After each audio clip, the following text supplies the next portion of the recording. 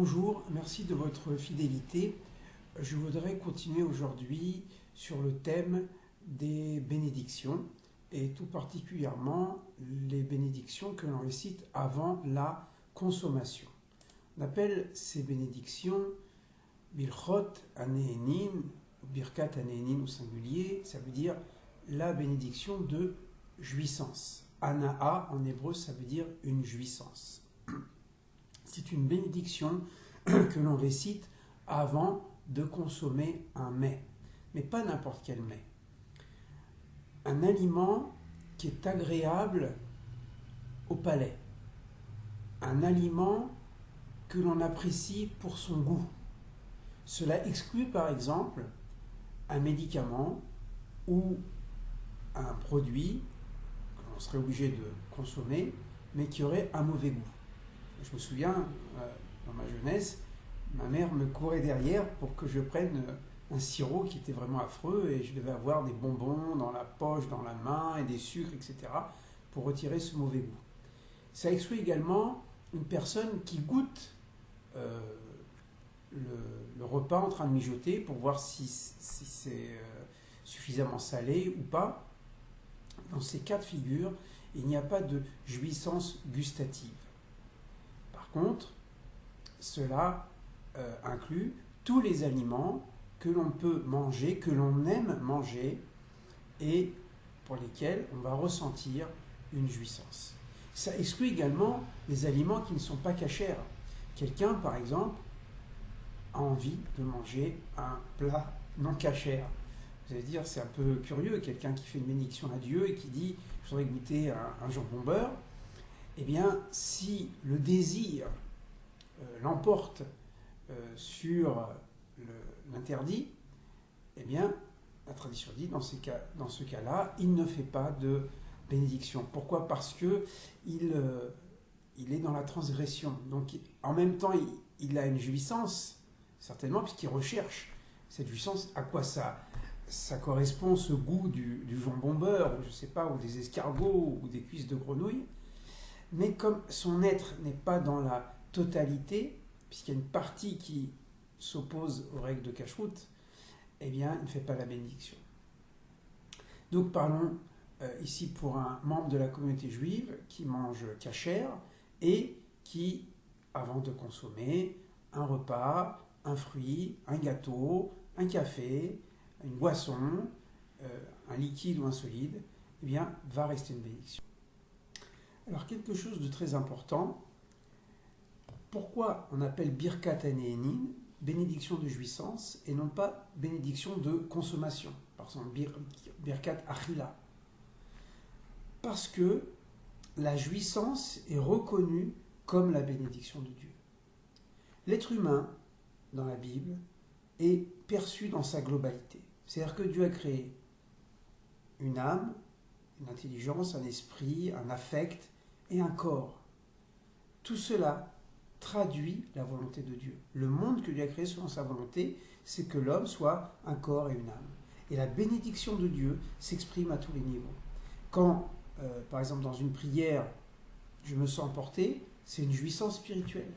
Quand dans une étude, je suis heureux, c'est une réjouissance intellectuelle. Quand je vois que mon prochain est heureux dans telle ou telle circonstance, c'est une bénédiction de mon affect. Eh bien, quand, au moment où je mange quelque chose qui me plaît, je ressens ce goût agréable, c'est la beracha de Dieu, la bénédiction de Dieu dans mon palais.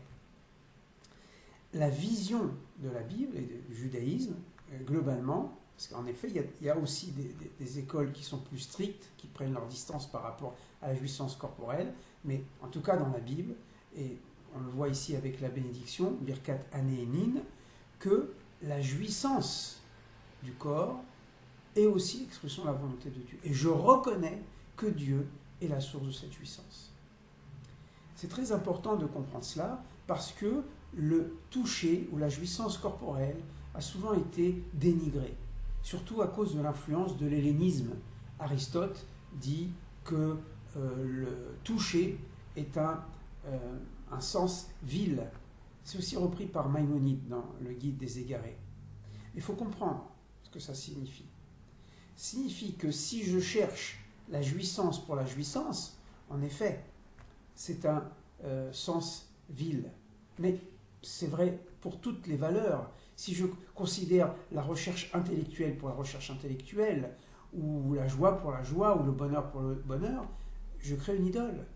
Toute expérience du monde, du point de vue de la foi d'Israël, c'est toujours pour servir Dieu. C'est l'Echem Shamaïm, en vue de servir Dieu. Dès l'instant où c'est en vue de servir Dieu, alors à ce moment-là, c'est un vecteur de bénédiction. Prenons l'exemple de notre patriarche Isaac, dans le chapitre 27 de la Genèse. Il demande à Ésaü, prépare-moi un repas, donc on va chercher du gibier, afin que je te bénisse. Pourquoi? Isaac ne peut pas tout de suite bénir son fils, puisque son intention c'est de bénir Ésaü. Alors il va tout de suite le bénir.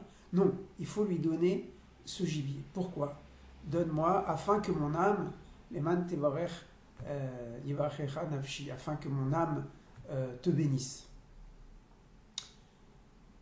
Voilà comment certains commentateurs expliquent, c'est-à-dire que par la joie que Yitzhak va sentir de ce bon mets qu'il aime, comme je les aime, et cette joie va être canalisée dans une élévation spirituelle. Et Isaac va être dans un état extatique, dans un état prophétique.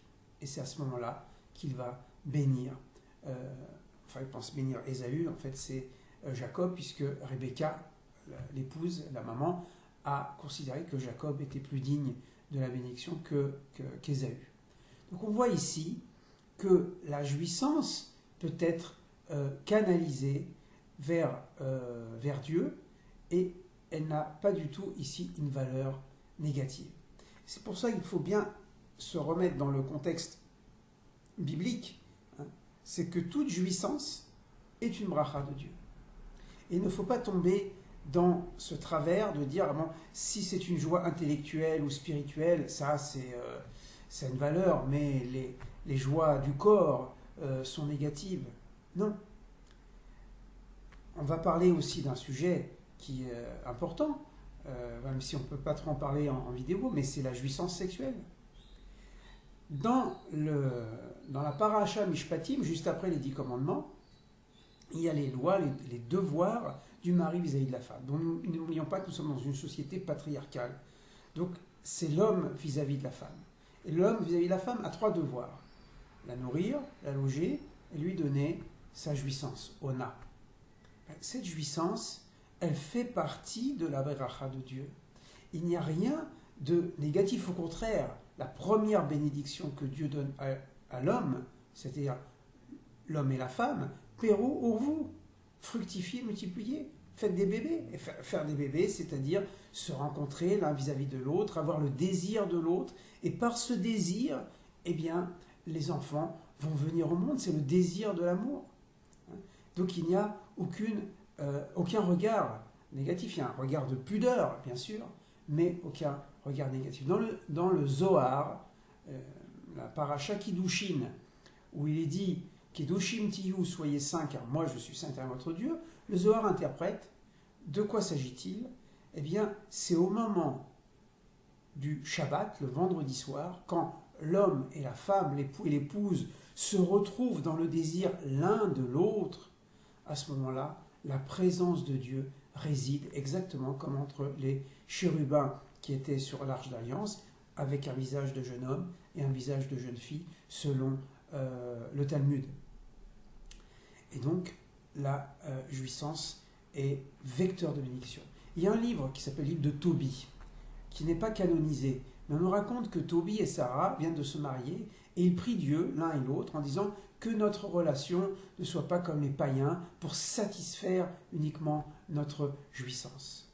En effet, ils ont tout à fait raison. Ce sont des enfants d'Israël, comme ils sont présentés, pleins de foi en Dieu. Ils veulent que cette jouissance qu'ils vont ressentir l'un vis-à-vis de l'autre ne soit pas une satisfaction personnelle, mais que soit le don à l'autre, que la jouissance de l'autre me donne plus de plaisir que mon propre plaisir, et inversement. Et à ce moment-là, c'est aussi un acte. Tu aimeras ton prochain comme toi-même, en allant vers l'autre. Alors vous allez me dire, oui, mais est-ce qu'on fait une bénédiction avant de se rencontrer entre un homme et une femme. Béni sois-tu, éternel notre Dieu, roi de l'univers, qui nous a demandé d'avoir une relation. Non, cette bénédiction, elle est contenue dans Sheva Brachot, dans les 7 bénédictions que récite le rabbin.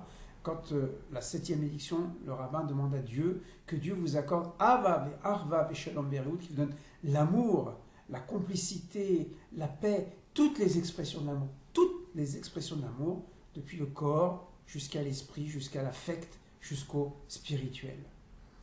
Et c'est exactement le sens de Birkat Aneinin. C'est pas Birkat Achila, c'est la bénédiction de la jouissance.